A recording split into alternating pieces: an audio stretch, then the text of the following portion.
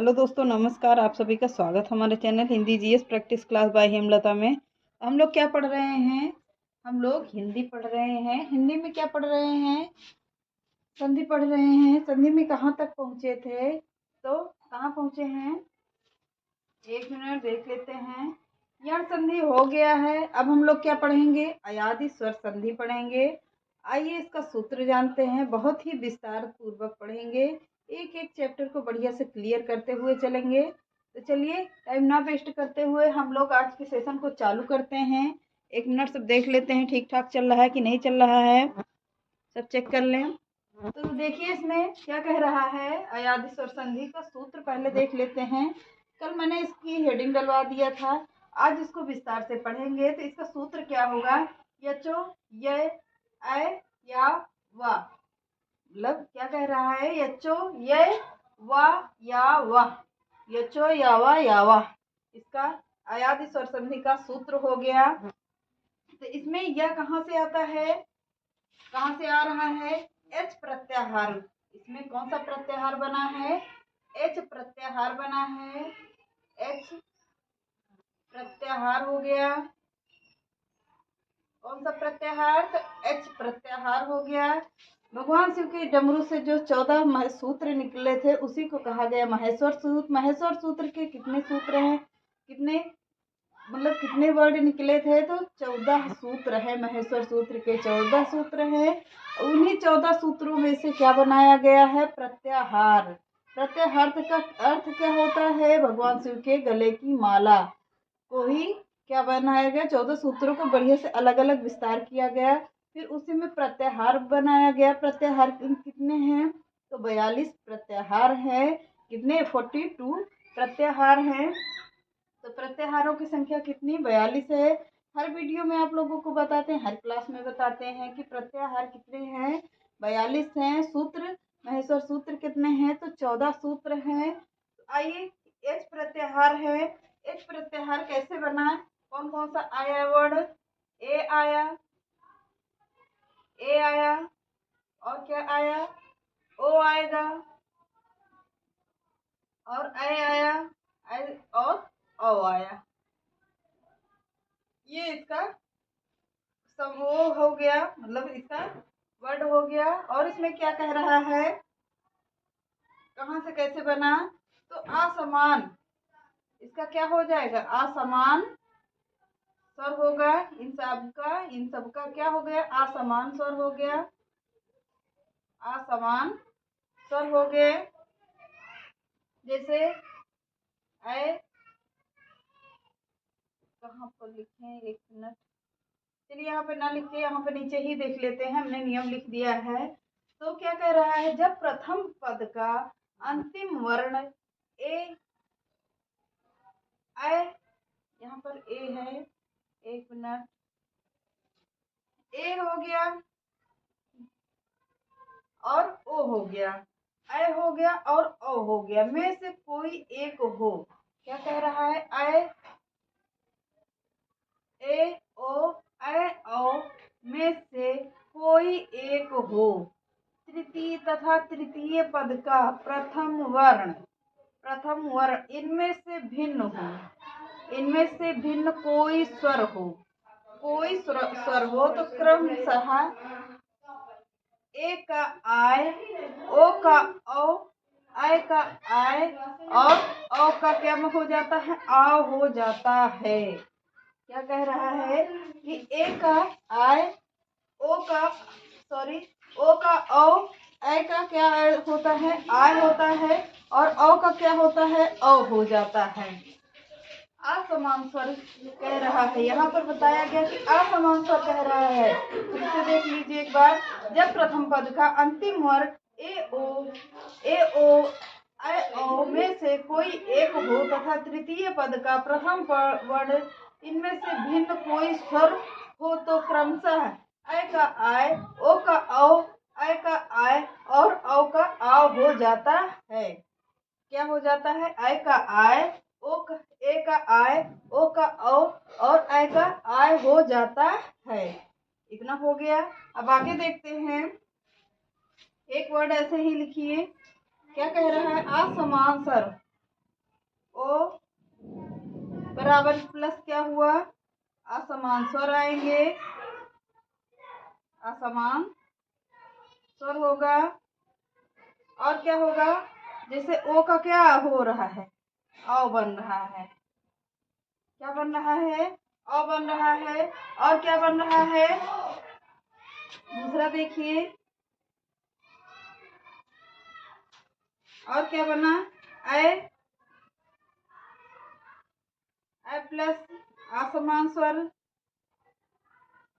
असमान असमान स्वर हो गया। और क्या, ए का क्या बन जाता है, आय बन जाता है, ए का क्या होता है, आय बन जाता है। और क्या हुआ, और क्या बन रहा है, यहाँ पे ढूंढते रहिए आप लोग कि बताइए कि क्या बन रहा है। ओ का औ, ओ का क्या बन जाता है, ओ का औ हो गया। पर ऐसे ही लिख लीजिए, नहीं तो ऐसे ही ब्रेकअप में बना दीजिए, ऐसे ऐसे, वही तो होगा। औ का क्या होता है, ओ का औ हो जाता है। और आओ का, औ का, औ का क्या होगा, आ हो जाएगा, औ का आ हो जाता है। अब समझ में आ गया होगा। आय का क्या कह रहा है, ए का आय, ओ का औ, आय का आय क्या कह रहा है, ए का आय, ओ का औ, आय का आय और औ का आ हो जाता है। इसमें मात्रा लग जाती है, यहाँ पर मात्रा नहीं लग रही है, देखिए यहाँ पर मात्रा नहीं लगेगी, छोटे में और बड़े में सब में मात्रा लग जा रही है। 3 में मात्रा है और 1 में मात्रा नहीं होगी। तो ऐ का आय, ओ का औ, इसी तरीके आप लोग बना लीजिएगा। तब इसमें एक देखते हैं उदाहरण। उदाहरण 1 देखिए, ऐसे उदाहरण डालिए और लिखिए, फिर समझ में आ जाएगा। उदाहरण लिखिए, उदाहरण में देख लीजिए क्या कह रहा है, ने प्लस अन। अब इसका पूरा लिखेंगे शब्द तो क्या बन जाएगा, क्या बन रहा है, नयनम, नयनम बन रहा है। या नया ने, सॉरी, ने प्लस अन का नयन हो गया, ना या न हो गया। कैसे बना, तो यहाँ पर ए आया, और क्या बना, यहाँ पर अन आया, या आ गया, ए आ गया तो नयन हो गया। और क्या बना, और क्या बना, यहाँ से हो गया, इतना समझिए कि ने का अन का नयन हो जाता है। अब दूसरा उदाहरण देखते हैं, जैसे नय प्लस अक, नय प्लस अक, इससे क्या बन रहा है, क्या बनेगा इससे, नय प्लस अक से क्या बन रहा है कि नायक बन रहा है। कौन सा शब्द बन रहा है, नायक। ने प्लस नय प्लस अक का क्या बनेगा, नायक बन जाता है। और पवन, पवन का क्या बनेगा, को प्लस अन हो गया, अन क्या हो गया, पवन हो गया। वो प्लस अन से क्या बना, पवन हो गया। चौथा देखिए, चौथा उदाहरण देखिए, पावक। पावक कैसे बनेगा, तो पौ प्लस अक, पावक हो गया, पावक, पावक हो गया। अब आगे देखिए, अब कैसे पहचाने, अयाद स्वर जानने की ट्रिक। अब इसमें हेडिंग डाल लीजिए, अयाद स्वर जानने की ट्रिक है। ऐसे हेडिंग डालिए, फिर इसमें समझिए और पॉइंट करके लिखिएगा। हम लिखते चलेंगे, आप लोग लिखते चलिएगा। जैसे यहाँ पर देखिए, शयन आ गया, शयन आया, क्या बन रहा है, से प्लस अन बन रहा है, से प्लस अन हो गया। अब दूसरा देखिए, जैसे इसी में देख लीजिए, चयन, चयन आ गया और भवन आ गया, भवन, भवन हो गया। शयन का से प्लस अन हो गया, चयन में क्या आएगा, चे प्लस अन हो जाएगा, भवन में क्या आ जाएगा, भो प्लस अन हो जाएगा। तो क्या बन रहा है, भवन बन रहा है। अब इसमें पॉइंट, अगला पॉइंट लिखते रहिए। अब इसमें क्या कह रहा है, यदि कोई शब्द ऐसा हो, यदि कोई शब्द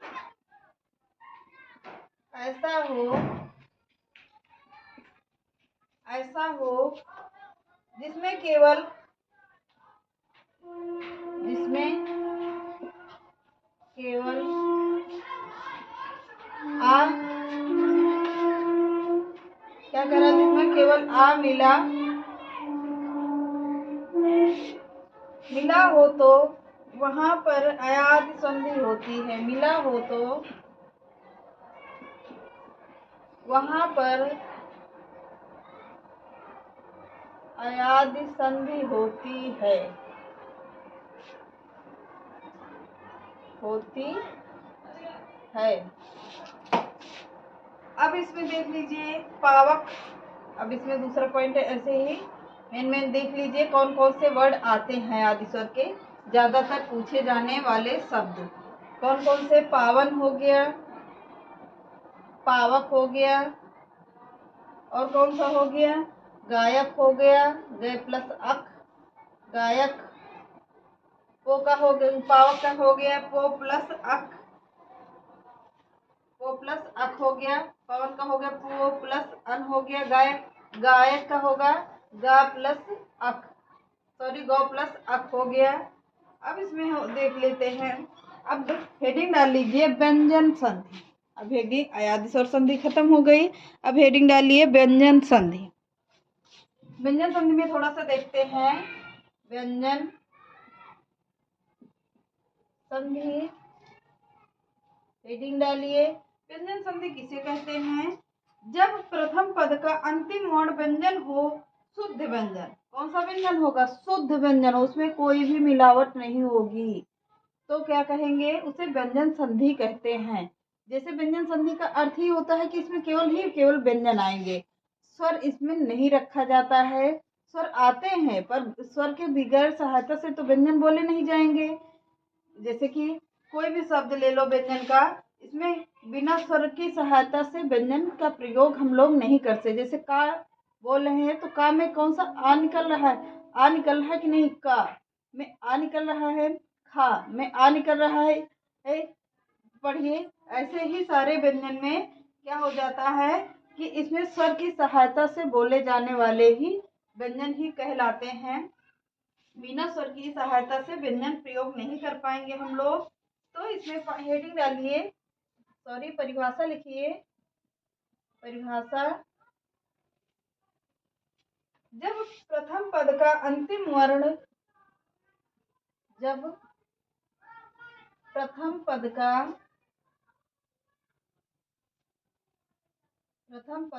अंतिम वर्ण,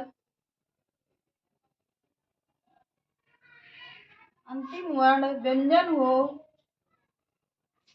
व्यंजन हो, पर कैसा व्यंजन, शुद्ध व्यंजन। कैसा व्यंजन होगा, शुद्ध व्यंजन होगा। ब्रैकेट में लिखते भी रहिएगा कि शुद्ध व्यंजन होगा। तथा दूसरे पद का, तथा दूसरे पद का,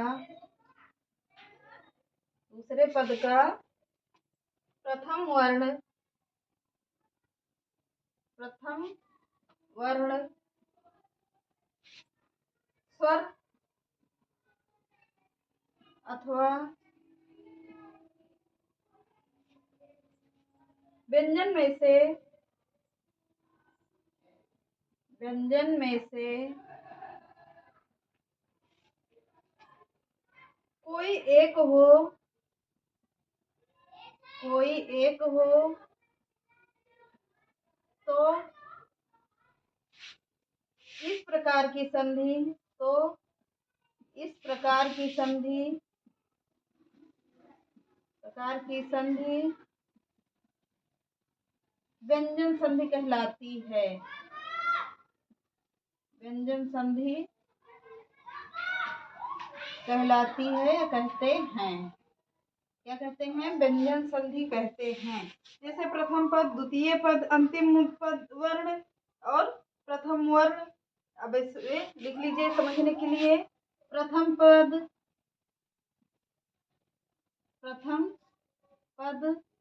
में क्या होगा? द्वितीय पद होगा। कौन सा पद लगेगा? द्वितीय पद लगेगा।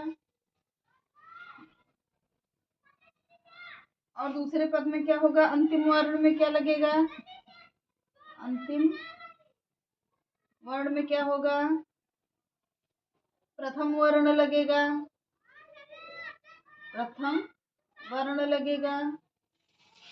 और क्या होगा? शुद्ध व्यंजन होगा। स्वर या व्यंजन शुद्ध व्यंजन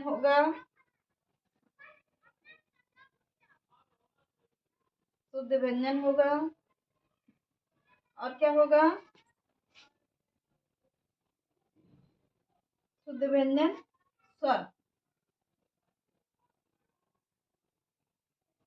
स्वर तथा व्यंजन होंगे। कह रहे थे कि मतलब कि यहाँ पर व्यंजन में बिना स्वर की सहायता से हम लोग व्यंजन को प्रयोग नहीं कर पाएंगे। तब आगे लिखिए नियम नंबर 2। यहाँ पर हटा दे रहे हैं, स्क्रीनशॉट लेते रहिएगा अगर न लिख पाए तो। नियम नंबर 2 लिखिए।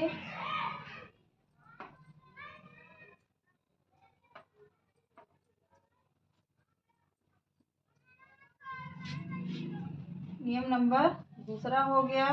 अब इसमें लिखिए जब प्रथम पद का अंतिम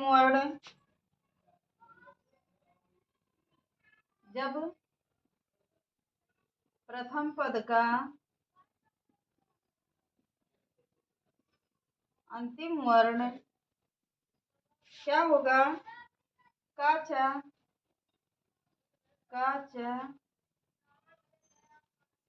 ता, ताव, पा, टा, ता, पा।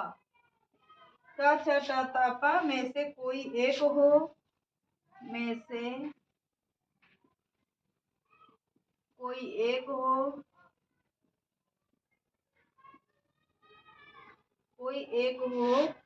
तथा दूसरे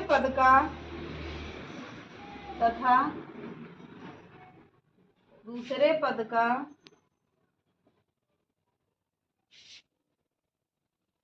प्रथम वर्ण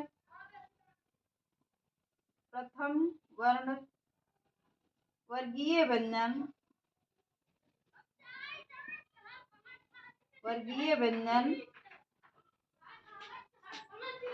व्यंजनों का तीसरा, चौथा पद हो या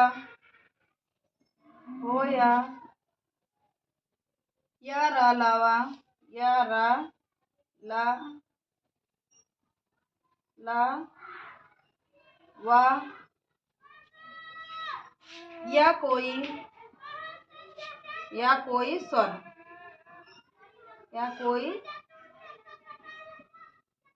स्वर हो तो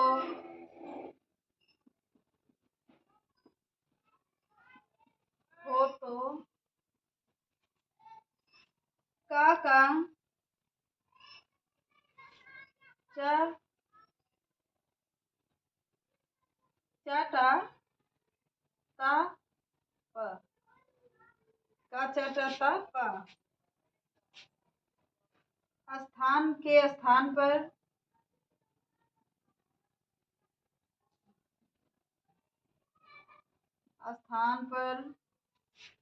क्रमशः उन्हीं का तीसरा वर्ण हो जाता है। क्रमशः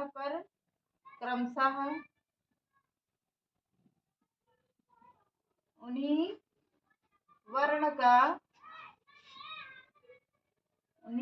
का या वर्ग का तीसरा हो जाता है।